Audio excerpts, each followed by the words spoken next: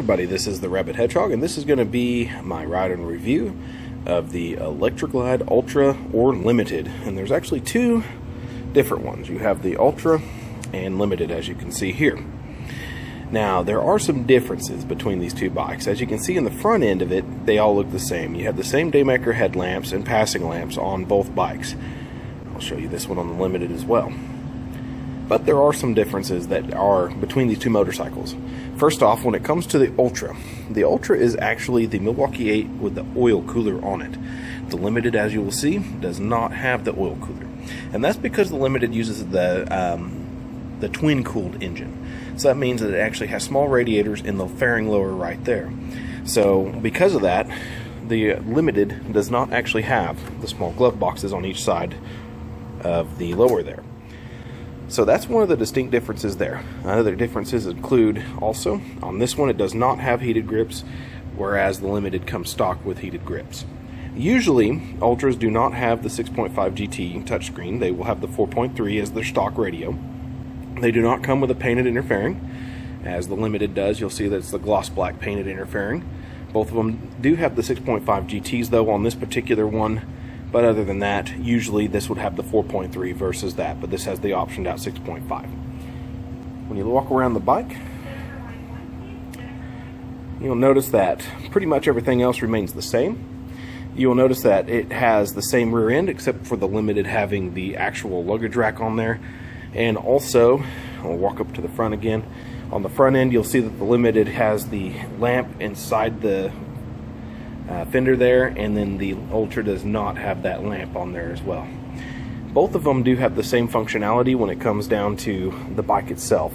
Both of them will have these fairing vents here that you can open up, direct more airflow to you. They also have these lower vents as well that you can actually use your boot to slide open and shut, and that way you can get some airflow to you and the engine as well on a hotter day if you need to. So both of them really have the same equipment. There is also an ultra low variant that has a slightly different rear foot board basically. That one's got the standard floorboard, the other one has the partial one. And then also the Limited low does not have the heated grips like this one does. It has a reduced diameter, so it's a little bit different. But everything else pretty much is the same between these two after that. With the exception of, like I said, the twin cool, some of the accessories. This one comes stock with the 6.5 GT, and also the security system. This one is optioned out where you can have it, stuff like that. So you're looking at that. Both of them have the ABS systems, everything of that nature. So you have a slightly different power output too, because the twin cool gets about a 1.5 pound of torque more than your air oil cool version. So what we'll do is we'll push one out and we'll take it for a ride. Alright, we're going to take out the Ultra as the ride today, not the Limited. And the reason why I'm going to do that is it splits the difference. This one does have the 6.5 GT on it, like I mentioned before, something that can be optioned out on. So it splits that difference nicely, because also it does have the oil-cooled engine, which is slightly less powerful. But if it goes ahead and this Milwaukee 8 pulls it good, then you know that going up a little bit in power is not going to be a bad deal either. So looking around the bike, everything that they have on here is one touch. All you got to do is simply reach back, grab, and you open the box here and just put it back down. Same with the tour pack. Simple enough to get it in and out. Bike also does have controls for your passenger as well. They hide here. And you have your, if you have a CB, there's your push to talk and volume button for the radio. If you need to do the CB, that's when you push it. And then here's your mode for the stereo as well. So there's actually a lockout where the passenger can't control it that you can program into the stereo if you want to do that. But if you want to let your passenger control the volume and all that, then they're entitled to do that as well.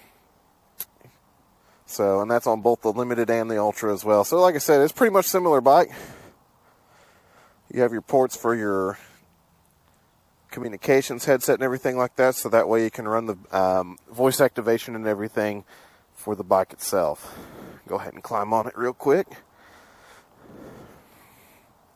And this has kind of a lot of controls that are going on. Down here, there's a bunch of pre-wired buttons for accessories and everything. Includes the fog lamp right there, or the passing lamp, whatever you want to call it. Go ahead and turn it on there. All the Harley-Davidsons are set up this way when it comes to having the infotainment system. You have your start-stop switch. You have your starter button, hazard, information button. You have your right turn signal. You have your control for your radio here on the right side. So that's basically where you're going to control the menu. So you hit your home button here, and then you'll select everything through here. So if you want to go to tuner, change your radio station and band, you can do that. You do have a weather band as well if you want to listen to the weather while you're riding, if you need to, if it's looking a little scary. You can set your programming favorites, your communications for your Bluetooth and everything like that, set up for the radio, and navigation does come with the 6.5 GT. So like I said, over here is your home button. This is also your tune button. So if you need to seek the radio, you'll turn it left and right. And then for the home button, you just press it in to turn up the volume. It'll go up and down with it. And I'm going to keep that off because of the fact of, those lovely things that you have called copyright. So you can kind of hear it. The stereos are really good on these bikes. And you have the stereo. You got 2 speakers here, 2 speakers behind you in the tour pack. This button here toggles this particular information on the speedometer here. So you have your 2 trip odometers, your remaining fuel reserve, regular odometer, and that's what you go through. Whenever you turn the bike on, you'll also get a display of where you are on the gear. So we'll go ahead and we'll start her up here. This bike is equipped with the ABS technology. Like I said, you get the reflex braking on there as well. Kind of a lot of information here. You have your ABS light that's blinking, security, and then you'll have your passing lamps. If they're activated, you'll see it come on here. You got your regular brights right there, and then you have your neutrals, engine, cruise control, and security systems here. Your right and your left over here. Information on this bike, when you press it, it's going to give you your air temperature, your oil pressure, and then the engine idle temperature management system, which currently is disabled, which means it's going to idle on both cylinders at a stop on a hot day like today. So quite a bit of information that this bike will give you whenever you're riding it. And also there's a few other things. If you have a phone and you want to do a hardwire, you can open this up here. There's the plug-in for it right down in there. Like I said, these do have the little glove boxes here because there's no radiator like the Limited. This does have the slipstream vent. It does share that with the Street Glide and Limited as well. So that way, during a ride, if you want to get a little bit less airflow and rain in your face during those times, you can do that. Mirrors on these bikes are not like the Street Glide, where they are basically out there on the fairing themselves. They're put out there and you get a little bit wider visibility. I'm going to go ahead and pop these open and get a little bit more flow because it is hot today. And you see by the air temperature, that is a lie. It is not no 74. If it is, I'm going to be shocked. But at least if it is, it's super humid today. Go ahead and take her out here. Clutch and friction zone is just like all the other Harley-Davidsons with the hydraulic assist. You're going to have it kind of out there on the end of the travel, basically, of the clutch itself. So when you're pulling out, you'll see that it starts to go right there toward the end. One thing about these, though, they did actually do a reduced effort on this. So it doesn't take as much effort to pull the clutch in as it used to. So that's the good news there. Now, the Electric Glides series, the Limited and the Ultra, are the Batwing fairing, which is a frame or a fork-mounted fairing. Like the Road Glides, they are going to be a frame-mounted fairing. So these bikes here, the weight of the fairing is on the actual front suspension.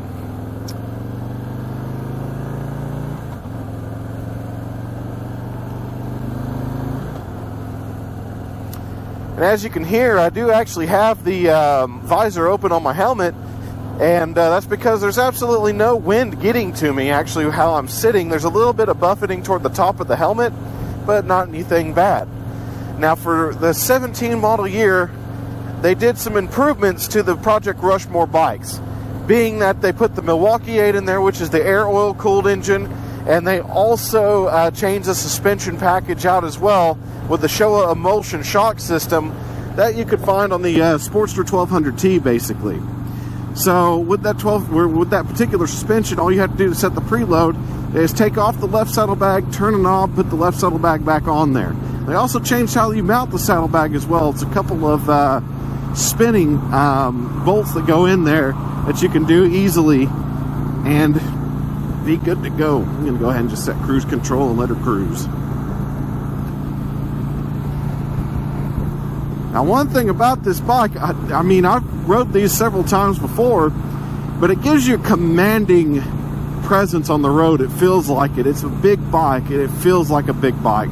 But surprisingly, you can see, with little bar effort, this bike will change direction on you pretty good. These bikes weigh more than 900 pounds, and yet they don't quite feel like it when they're in motion. It melts away quite nicely. And like I said, down here on the fairing lowers, if you do need a little bit more air, you can actually put your boot up there and you can slide that open, and that way you can open those up, and that's what I'm doing right now.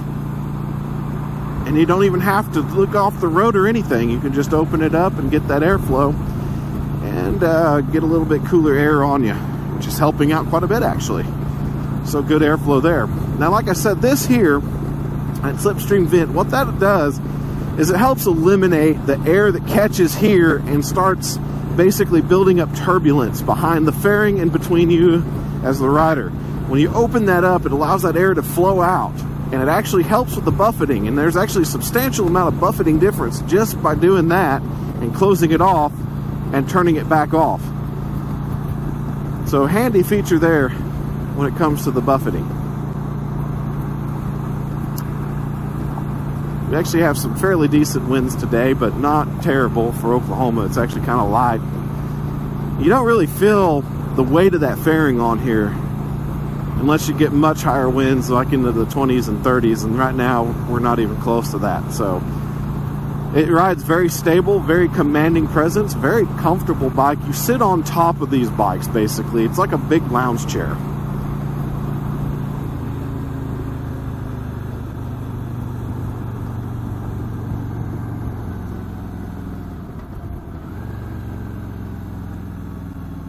Milwaukee 8 does have great engine braking.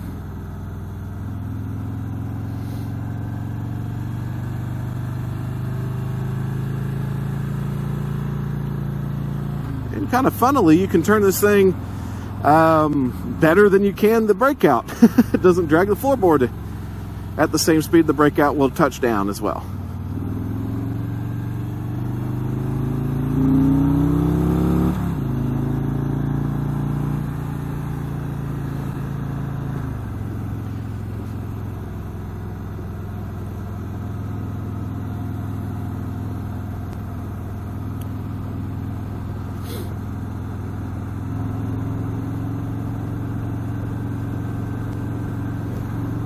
Hit that big bump there to show you. Very, very good suspension. Then they changed both the front and the back because they put the double valve front on the fork for this year as well, and that has helped it out quite a bit. It's a nice bump, but it didn't throw me off at all. Very stable.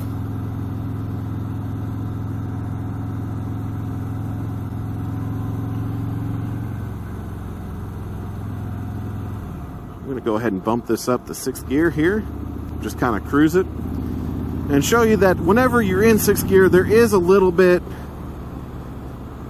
of a delay in the roll when it comes to the power.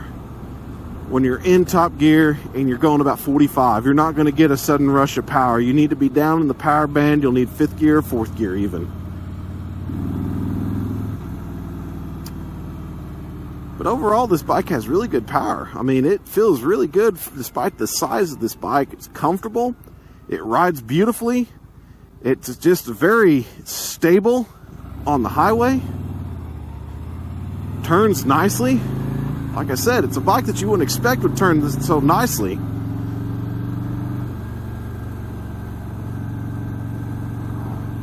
Because of its size. The seat is beautiful too. It's a nice, comfortable plush seat. There's a little bit of back support for the rider. Of course, you can always get the back or the optional backrest and stuff like that and make this bike even a longer range cruiser, but this is good as it is.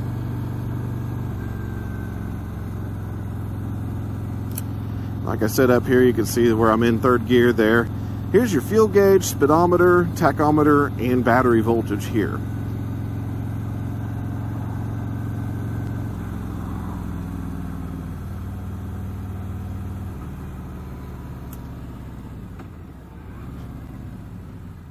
Brake package works really good on this bike, and like I said, these bikes are equipped with the reflex braking technology, and what that means is that it is not only ABS, but it's also a braking technology that balances the bias of the brake. So if you were to slam down on the rear pedal, it's going to bias the brake a little bit more to the rear, but it's also going to apply front brake for you as well. So say you're in a sticky situation and suddenly you have to brake, you just press the back, both of them are going to go down for you, just like that. As you can see, no muss, no fuss, works beautifully. If you jab the front too, it'll also bias the rear. As you can see, no lockup, no muss, no fuss. Very good braking package on this bike. The reflex technology is pretty awesome. Go through these here real quick so you can hear my voice as I go, and you'll tell it's not bouncy at all. I mean, this is a very stable bike on these roads, even on a broken road. It's going to take the bumps really nicely, and it's not going to buck you off of it.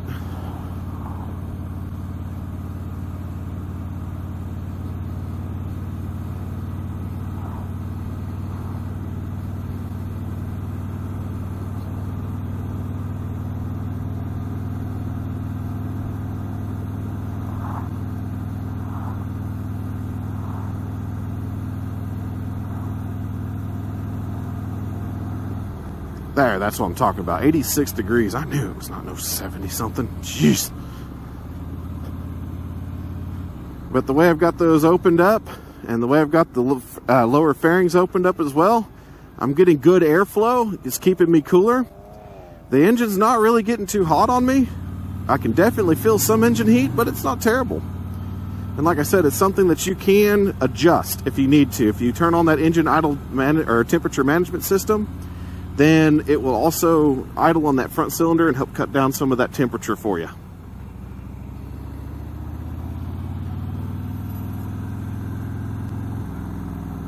Alrighty.